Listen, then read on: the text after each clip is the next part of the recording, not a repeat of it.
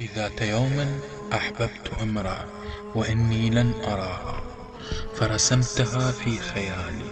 قالت: أتحبني وأنت لن تراني؟ أتحبني وأنت لن تراني؟ أجبتها: أنا عاشق يا أميرتي، ولا أتمنى من دنيتي إلا أن تكوني زوجتي. قالت: ما أنت إلا مجنون، أو جئت للتلاعب بمشاعري، أو جئت للتلاعب بمشاعري.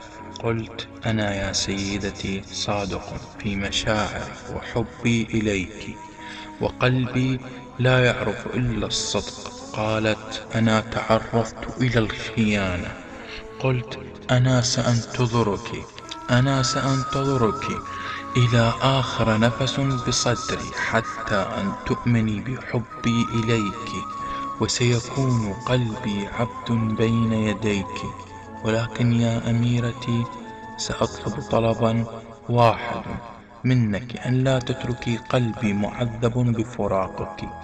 قالت: أنا لن أجعل قلبك مجروح بسبب حبك إلي، فأنا مجروحة من الخيانة، فلن أجعلك تعيش ما عشته. واستمرت حياتي معها، وصرت كمجنون ليلى في حبها، ولا أرى أجمل منها في نساء الكون.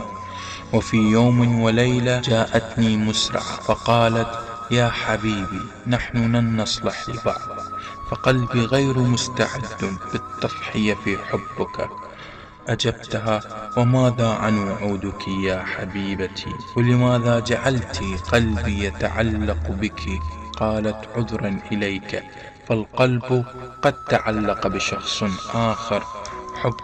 حبنا رحلة قطار وانتهت، وقلبي لن يصير إليك. أجبتها: سأكتب إليك إلى آخر نفس بصدري، وسأدعو لك أن يحبك نصف جنوني، وأن يكتب إليك نصف مشاعري التي كنت أوصف فيها حبي لك. تحياتي، الشاعر ياسر الفهد.